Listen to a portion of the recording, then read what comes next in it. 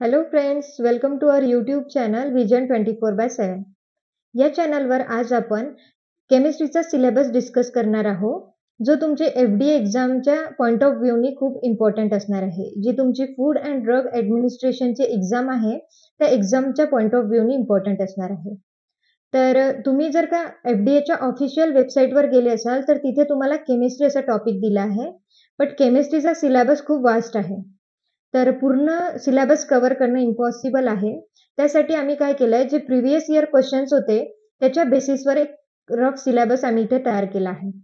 म्हणजे जेही food related exam झालेल्या आहेत, ज्याही MPSCनी कंडक्ट केल्या आहेत फूड रिलेटेड एक्झाम, त्याचं आम्ही एनालिसिस केलं. त्यामधून रिसर्च केला की कोणत्या टॉपिकवर किंवा कोणत्या क्वेश्चन रिपीट झाला आहे, त्याच्या बेसिसवर आम्ही एक सिलेबस इथे तयार केला आहे, जो एक्सपेक्टेड सिलेबस असणार आहे तुमच्या FDA एक्झामसाठी.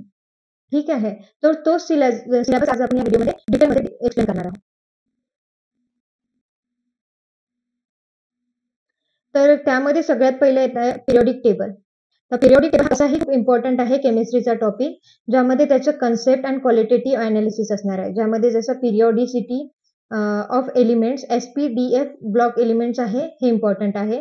त्याच्यानंतर पिरियॉडिक टेबलचा लॉंग फॉर्म, त्याच्यानंतर त्याच्यामध्ये न्यूक्लिअर चार्ज, जे effective nuclear charge and shielding and screening effect, हे पण एक इम्पॉर्टंट आहे.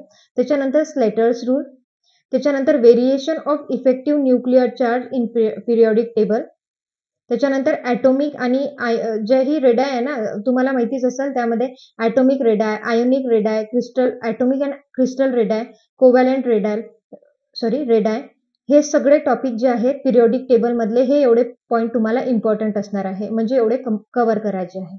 ठीक आहे. त्यानंतर जो नेक्स्ट टॉपिक असणार आहे, तो आहे bonding and structure of organic compound and their nomenclature. त्यामध्ये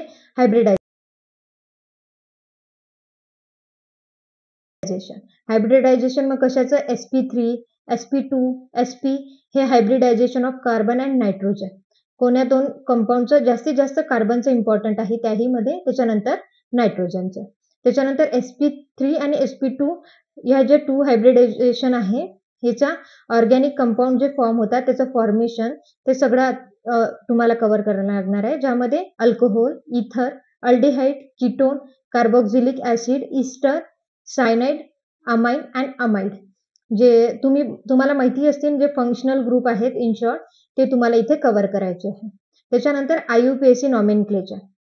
आता IUPAC नॉमेनक्लेचर कोण्या ऑर्गॅनिक कंपाऊंडचं तुम्हाला इम्पॉर्टंट आहे, ज्यामध्ये अल्केनचं, alkenes, alkynes, halo alkanes, alcohol, ether, aldehyde, ketone, carboxylic acids and their derivative, acid halide, ester, anhydride amides, nitro compounds, nitriles and amines including their cyclic analogue. म्हणजे हे सगळे जे आहेत, हे ऑर्गॅनिक कंपाऊंड, त्याच्या व्यतिरिक्त त्याचं सायक्लिक जे अॅनालॉग्स असतील, त्याचं सुद्धा नॉमेनक्लेचर तुम्हाला करायचं आहे. त्याच्यानंतर आहे मेकॅनिझम ऑफ ऑर्गॅनिक रिएक्शन. त्यामध्ये अल्कॅनल्स अँड सायक्लोअल्केन्स. त्यामध्ये मेकॅनिझम मध्ये कोण म्हणजे तुम्हाला अल्केन्सचं मेकॅनिझम, त्यानंतर सायक्लोअल्केन्सचं सुद्धा मेकॅनिझम तुम्हाला करायला लागणार आहे. त्याच्यानंतर ऑर्गॅनिक रिएक्शन्स ज्या असतील, ज्याही ऑर्गॅनिक रिएक्शन्स असतील, त्याही तुम्हाला करायचे आहे. त्यामध्ये ऑर्गॅनिक रिएक्शनमध्ये मेनली कोणत्या रिएक्शन्स ऑफ अल्केन, त्यानंतर अल्कोहोल अँड अमाइन्स, याच्या सुद्धा हा टॉपिक सुद्धा तुम्हाला कव्हर करायला लागणार आहे. त्याच्यानंतर न्यूक्लिओफिलिक सबस्टिट्यूशन रिएक्शन्स, त्यानंतर formation of alkenes and alkynes, alkenes आणि अल्काइन्सचं फॉर्मेशन कसं होते, कोणत्या मेथड्स आहेत त्याच्या फॉर्मेशनसाठी, तेही तुम्हाला इथे कव्हर करायला लागणार आहे. त्याच्यानंतर एलिमिनेशन रिएक्शन्स, त्यानंतर free radical addition and substitution reaction. Alkanes जो टॉपिक आहे, त्याच्यामधले तुम्हाला एवढं सगळं कव्हर करायला लागणार आहे. त्यानंतर आहे केमिकल कॅल्क्युलेशन. तर केमिकल कॅल्क्युलेशनमध्ये काय, त्याचं इंट्रोडक्शन आणि टू मॉलिक्युलर स्पेक्ट्रोस्कोपी. यामध्ये काय, केमिकल कॅल्क्युलेशन, जसं एक्सप्रेसिंग कॉन्सन्ट्रेशन्स ऑफ, जे केमिकल कॅल्क्युलेशन्स आहे ते असणार आहे. आणि दुसरा टॉपिक असा असणार आहे एक्सप्रेसिंग कॉन्सन्ट्रेशन ऑफ सोल्युशन्स, ज्यामध्ये काय येणार आहे, normality, molarity, formality, mole fraction, weight ratio, volume ratio, weight to volume ratio, PPM and PPB and millimole and milli equivalents हे सगळं कव्हर करावं लागणार आहे. त्यासाठी तुम्हाला मोल फ्रॅक्शन जो टॉपिक आहे तो तुम्हाला पूर्ण करावा लागणार आहे, ज्यामध्ये तुम्हाला हे सगळे टॉपिक कव्हर होतील. आणि यासाठीचे जे व्हिडिओ आहेत ते तुम्हाला आमचे जे ॲप आहे व्हिजन 24/7 त्यासाठी एक बॅच लॉन्च केली आहे FDA साठी. ती बॅच तुम्ही हे सगळे टॉपिक जर तुम्हाला कव्हर करायचे असतील तर आमचे एक्सपर्ट फॅकल्टीद्वारा तुम्हाला ते शिकवले जातील आमच्या ॲपवर. त्यासाठी तुम्हाला ती बॅच परचेस करावी लागेल. तर तुम्ही ते ॲप डाउनलोड करू शकता. त्यानंतर आहे केमिकल कॅल्क्युलेशन. आता केमिकल कॅल्क्युलेशनमध्ये काय येणार आहे? Introduction to molecular spectroscopy. त्यामध्ये molecular spectroscopy, electromagnetic radiation, electromagnetic spectrum, interaction of electromagnetic radiation with matter, electromagnetic radiation जी आहे त्याची इंटरॅक्शन मॅटरसोबत, त्याच्यानंतर त्याचं absorption, emission, scattering, fluorescence, electronics, त्याच्यानंतर vibrational and rotational transition, Beer's Lambert's law. हे सगळं तुम्हाला केमिकल कॅल्क्युलेशन आणि जे इंट्रोडक्शन आहे मॉलिक्युलर स्पेक्ट्रोस्कोपी त्यामध्ये तुम्हाला कव्हर करायला लागणार आहे. त्यानंतर आहे केमिकल थर्मोडायनॅमिक्स. आता केमिकल थर्मोडायनॅमिक्समध्ये तुम्हाला सगळ्यात पहिले येणार आहे थर्मोडायनॅमिक्स टर्म्स, ज्यामध्ये सिस्टीम, त्यानंतर surroundings, boundaries, open close isolated system, intensive and extensive properties, state function, path function, zeroth law of thermodynamics हे सगळं तुम्हाला त्यामध्ये करायला लागणार आहे. तर यामध्ये जास्त important zeroth law of thermodynamics जो आहे तो आहे. त्याच्यावर एक क्वेश्चन म्हणजे त्याच्याशी रिलेटेड क्वेश्चन्स आलेले आहे बरेचदा.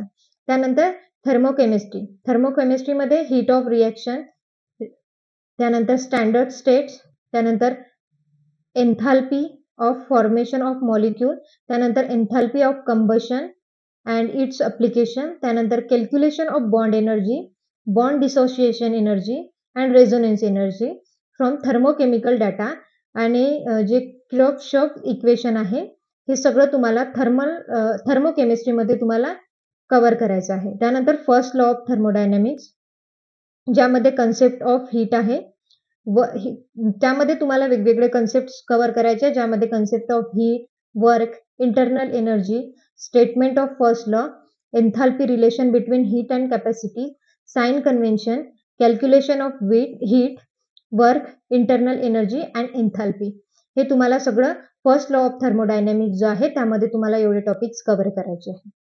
ठीक आहे. त्याच्यानंतर आहे इंडस्ट्रियल ऑर्गॅनिक केमिस्ट्री. यामध्ये तुम्हाला जे इंट्रोडक्शन आहे इंडस्ट्रियल ऑर्गॅनिक केमिस्ट्रीचं ते कव्हर करायला लागणार आहे. त्याच्यानंतर इंडस्ट्रियल ऑर्गॅनिक केमिकल्स, त्यानंतर केमिकल्स कोणते from ethylene, propylene, benzene, toluene and xylene, त्यानंतर acetylene, synthesis gas, ammonia, Haber's process आणि कार्बन डायऑक्साईड.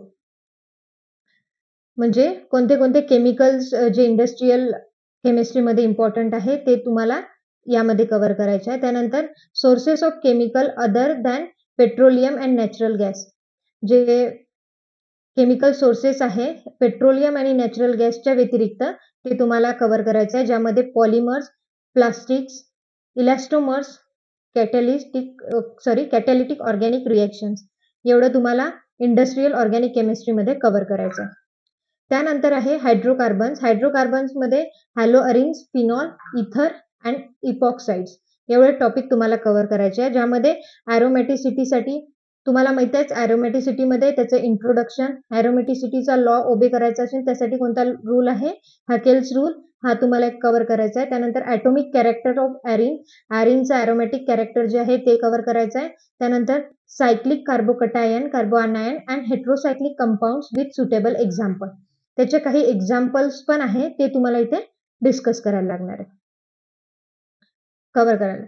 तर मी तुम्हाला सांगितलं होतं की तुमचा जे FDA एक्झाम आहे त्या रिलेटेड जेही टॉपिक्स आहे जसं तर त्यासाठी आमचं जे चॅनल आहे ॲप आहे व्हिजन 24/7 त्या ॲपवर तुम्हाला एक्सपर्ट फॅकल्टीजद्वारा हे सगळे टॉपिक शिकवले जाणार आहे, ज्यामध्ये तुम्ही इथे पाहू शकता ती बॅचची प्राइस तुम्हाला इथे मेन्शन केलेली आहे आणि यामध्ये तुम्हाला सगळं टॉपिक वाईज मॉक टेस्ट जे टेक्निकल आणि नॉन टेक्निकल पार्टसाठी आहे त्या सुद्धा मिळणार आहे. त्याच्या व्यतिरिक्त क्विजेस, डेली क्विजेस सुद्धा तुम्हाला इथे मिळणार आहे.